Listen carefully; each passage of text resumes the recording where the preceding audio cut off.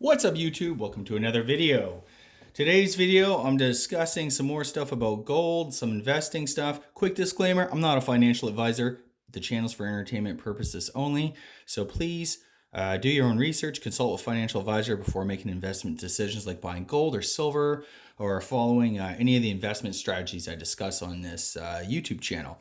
Also, thanks so much everyone for all your support. I really appreciate, the new subs and stuff like that. I also appreciate you guys checking out my website, my Road to Wealth and Freedom. Link is in the description below.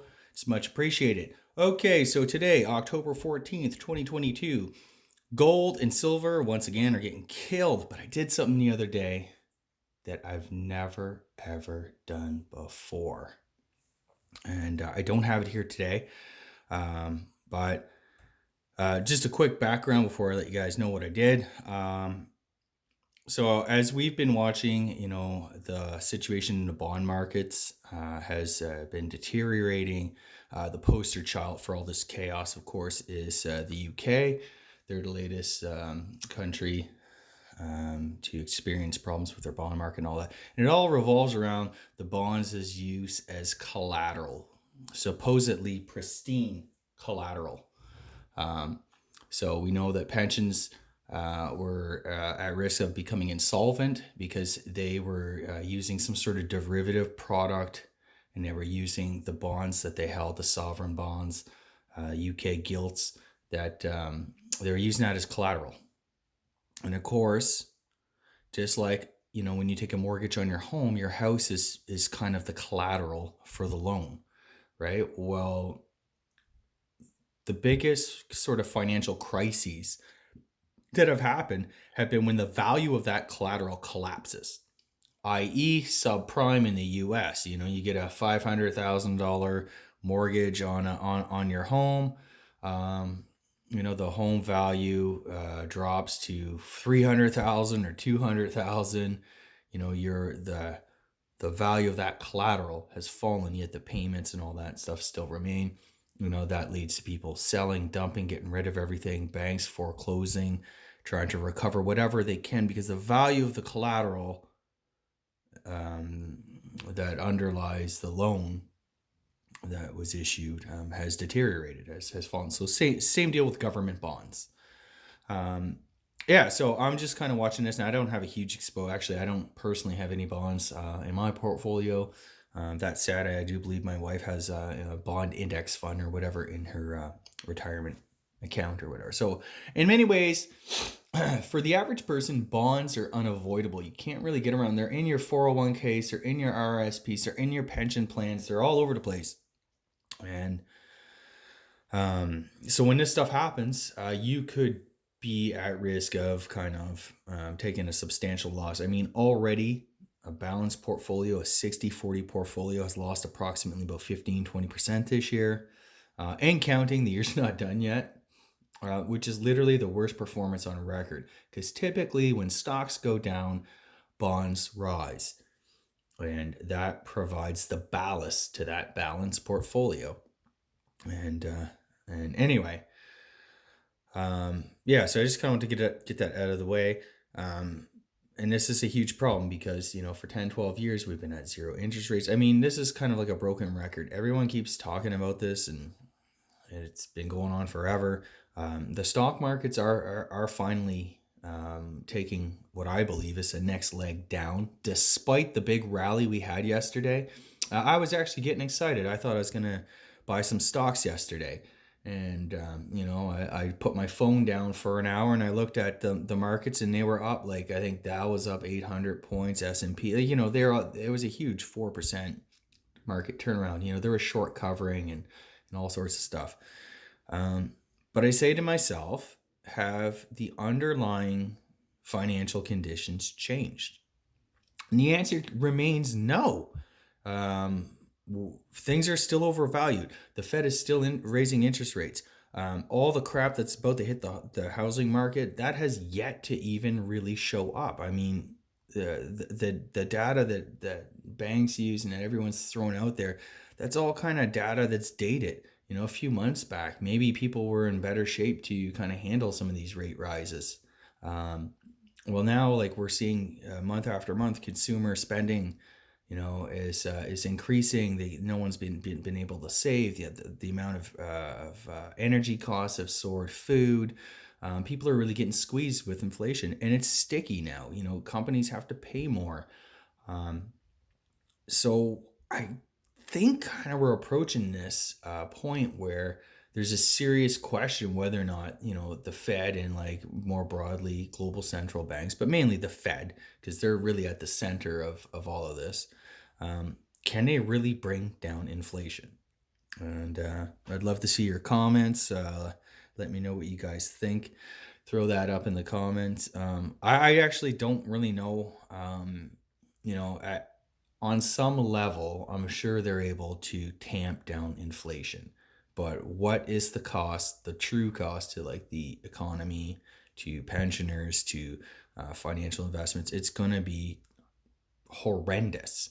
I think that's kind of what people are thinking. There's no soft landing in sight. Um, it looks like it's going to be a hard landing, despite what we're still being told. Um, so, anyways, with that said, for this month's investment allocation, rather than split it up, I've been buying some small fractional gold pieces, some historical gold.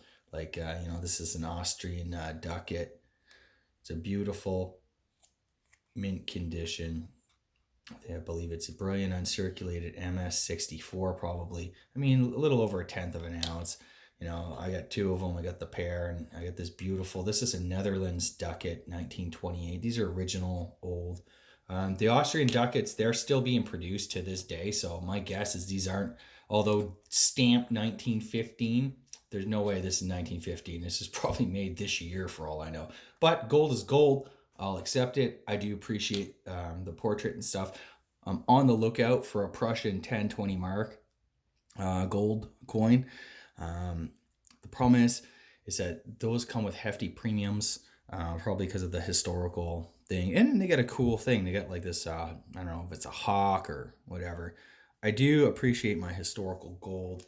I picked up this here. This is a half eagle. Brilliant uncirculated. These are beautiful coins, but you do pay a bit of a premium. But the history is there. There's beautiful designs. The coin collector in me doesn't mind buying these. Not so much as investment, but just kind of something really cool to, I pay extra premium. I didn't pay spot for this thing. And then you go into some of the sovereign ones, like this here is a half ounce Britannia. My first Britannia. I never owned a Britannia. And I found this year I've been buying a lot. Typically, I only bought 1 ounce coins. You guys might have seen some of my earlier videos. I got maples and buffaloes and kangaroos and 5.9 and cards and stuff like that. But this year, I don't know why. I just kind of shifted, I think. I wanted to buy some of the historical gold, which is taxable here in Canada, which totally sucks. But it is what it is. I like the history. I don't mind paying a little bit extra, I guess. Again, gold is not so much an investment. It's kind of to be enjoyed as an insurance policy and that type of thing. My most recent pickup, of course, is this one here. This is the Lion of England. Again, another beautiful. This is 1/4 ounce pure gold. Yeah, so whenever you can, pick these things up. I appreciate them. But I will say this. I guess the reason why I've been kind of getting this fractional thing is because I've been, the mortgage is all paid off. We're completely debt free. What I want to do is kind of every paycheck I get, I want to allocate a small amount to Bitcoin, a small amount to gold, actually a larger amount to gold, and some cash, cold hard cash in my investment accounts so that I can start buying. And I have been buying. I'm now fully invested in one of my accounts. Most of them are like gold miners and that. And I don't want to be like pitching the gold miners too hard, but I do think there's a strong case for the metals to kind of rally, and And those gold miners they're paying good, nice, juicy dividends. 5% Newmont, Barrick is probably somewhere close to there. I know they've been doing a special dividend. I got some other ones. Again, these aren't star performers or anything like that yet, but when they move, they really move. We just the other day, I saw a Barrick, like the gold sector, or at least my stocks were up almost 8%, 9%. That's like Newmont. It jumped from, I don't know, 55 to 61 or something crazy. Now that just happened in one day. I think that was kind of the day of the chaos of the UK bond market and that. But that just goes to show you, like, if you're in it to win it, it all goes well. So, anyways, with that said, what I decided to do something really different. It's a first on so many different levels. I can't wait to show you guys this latest purchase, pickup, whatever. I actually bought a bar of gold, and it's a PAMP bar. It's a 50 gram.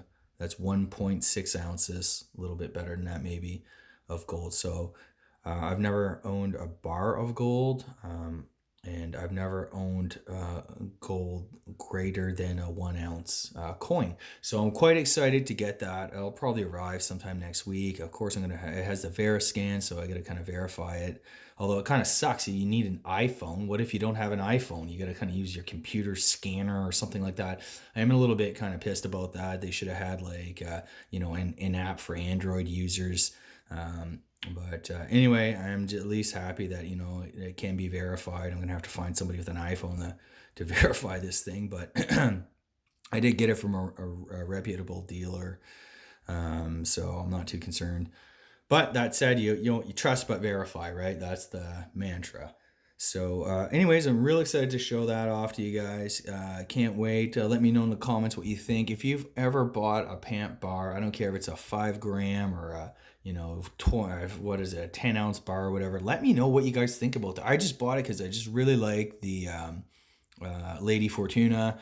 It's such like an iconic symbol, and it's just really cool, really neat. I've always wanted to get my hands on one, but I wanted to get it in a decent size, so that it's kind of something spectacular, I guess. I can't really afford to buy a 5 ounce one, or a 100 ounce right now. So I thought, a 50 ounce is probably just right in that sweet spot, bigger than an ounce, but not so, not hitting the pocketbook as hard.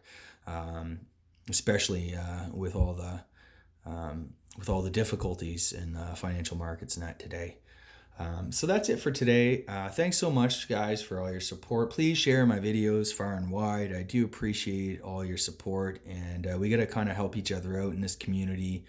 And once again, if you haven't done so already, please like the video, subscribe, check out my website, My Road to Wealth and Freedom. The link is down below in the description. I do appreciate all the hits on the website. It does help the Google algos and stuff like that.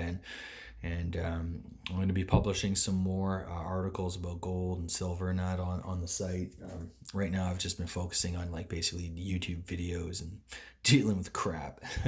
Thanks so much, everyone. Take care.